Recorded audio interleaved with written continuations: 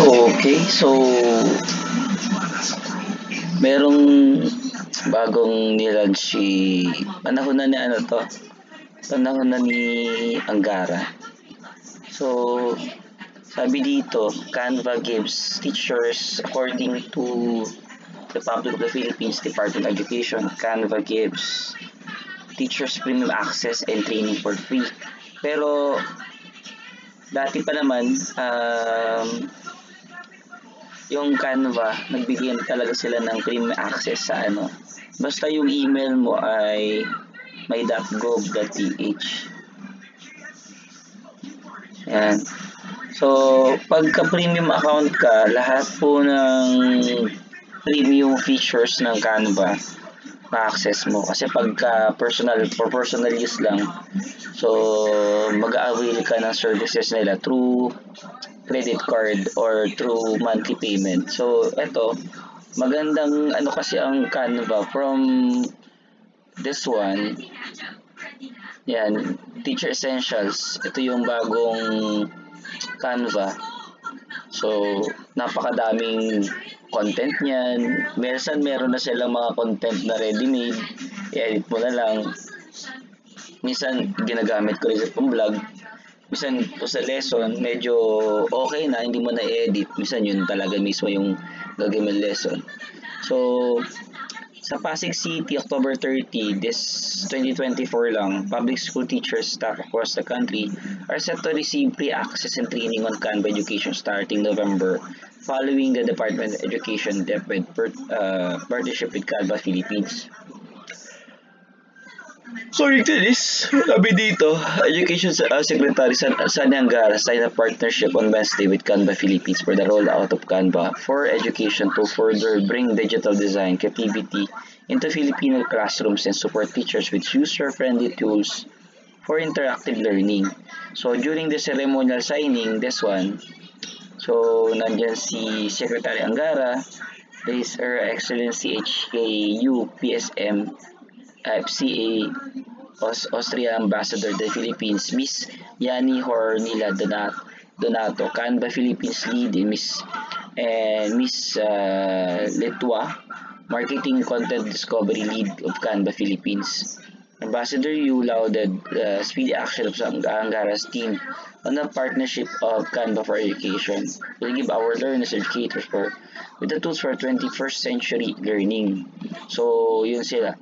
Lale, the President himself said in the SONA na ito, should be incubators of creativity and innovation. With partnership, we're building those incubators. What is it at that time, Sani Angara said. So, Canva for Education is all-in-one visual communication, 100% free for all K-12 schools, teachers, students. With it, teachers and students can access all benefits of Canva's premium features, empowering them to create, collaborate, and communicate visually. Yung Canva rin naman magbe-benefit dito kasi, so, of course, teachers will be doing their PowerPoints and presentations. Actually, sinisave ni Canva yun for future use. So, nagiging ano rin tayo, content creator ng Canva. So, pag gumamit yung mga paid users, Canva uses our presentations as one of the features, paid features para sa mga personal users. And under the rollout, selected teachers from central office staffs benefit from pilot training Canvas design platform using their DepEd email. It will also be rolled out 17 regions starting in January 2025. So, expect from my standpoint, siguro etong January rollout na yan. Pero if ever you wanted free premium access, basta may government email kayo or DepEd email, automatic libre rin eh. So with Canva for Education, teachers, students alike Will have access to thousands of templates, interactive presentation, design resources all over. Yun yung sinasabi ko kanina. Miss Yani Hornila Donato, Canva Philippines Country Lead, expressed excitement over the partnership, noting that collaboration will help teachers and learners embrace digital design literacy.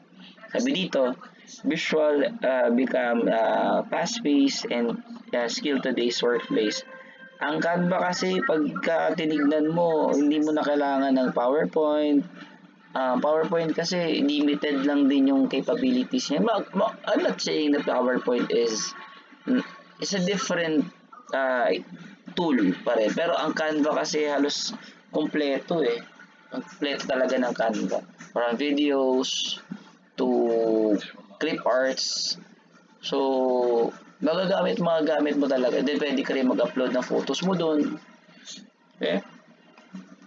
To access Canva for education, teacher and staff can log into Canva using their DepEd emails. To know about the initiative, please access dedicated resource hub at Canva. So, pwede ito. Pwede nyo pindutin yan. So, yun, makikita na. So, tingnan na natin yung balita ng ABS-CBN about Canva. So, ito naman, from a news center, internet-based. So, tingnan natin sa Canva. Wait lang. Asan yung Canva rito? Wait.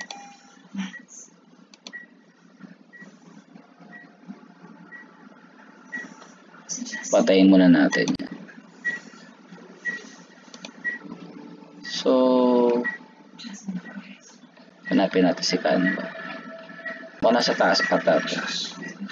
Yan, sa business. Canva says it wants to be in every classroom in the Philippines. Sabi dito ni Benice Balowing, ABS-CBN News, published in September 18 pa to So medyo matagal na pala itong nabalita. Updated September 19, 2024. So Manila, Canva said it wants to be the hands of every Filipino student in every classroom in the country. Actually, 2 years ko na or 3 years ko na ata nagagamit ang Canva for education for free. Ito, September 24 lang.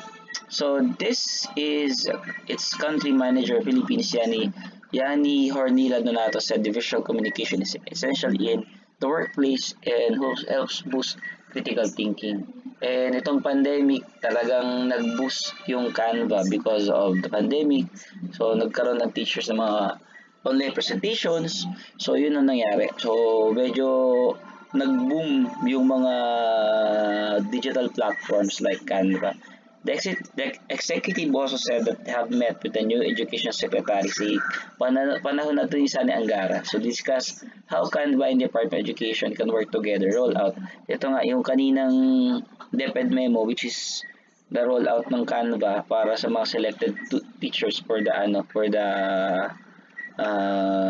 training ng Canva, pati yung mga office staff nila sa DepEd din. So we found out that last year visual communication has become the main source of main type of communication and currency how people communicate today, especially in the workforce, said in an interview with ABS-CBN News. So it became a skill you need to develop. She explained, and then how we look back and see what looks like in the classroom, right?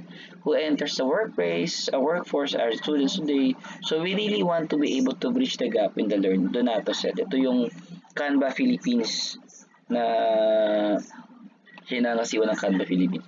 For example, itong laptop, creating say a poster for your school, such as putting things together, designing. So, interactive process, you put together visual communication. So, pag gagamit ka ng Canva, pwede kang gumawa ng mga infographics, pwede kang gumawa ng mga posters, pwede kang gumawa ng mga logos, pwede kang gumawa ng mga designs sa cellphone, designs sa t-shirts. So, the possibilities are endless unless medyo very creative ka sa paggamit ng Canva. Yan. So, sabi din dito, yung Canva din remains a very top market. They consider Philippines a top market in digital products like sa Canva. Donato said Philippines continue to grow as a top 10 markets worldwide. So Philippines, we have around 1 in 7 internet users in the Philippines using Canva. So it's really statistic very proud of, and we're hoping we increase even more in the coming years. So what makes Philippines market special? The community love or organic word of mouth referring its driving growth. So ang ano naman talaga ng ng Canva, sobrang useful, sobrang dali gamitin, drag ka lang, then type ka ng konti, animate mo ng konti, pwede na. And ang what is good about this one, our presentation is stored online. Hindi mo na kailangan i-save dun sa ating laptop. Yan. And also this one, Canva is becoming essential for MSMEs educators in the Philippines and continue helping Filipino freelancers, business owners, and government organizations help to support their growth. So also, the next decade will excite and engage professional designers as well and big enterprises to bring Canva in every workplace. Donato said. So dito, so we have to take care of our communities here. So online Facebook, we have a strong group of freelancers, creators, about 100,000 members, mga businessmen, about 100,000 members, and also Pinoy teachers are more than 100,000.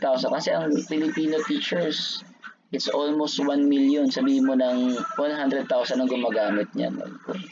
I think it's a lesser number, 100,000.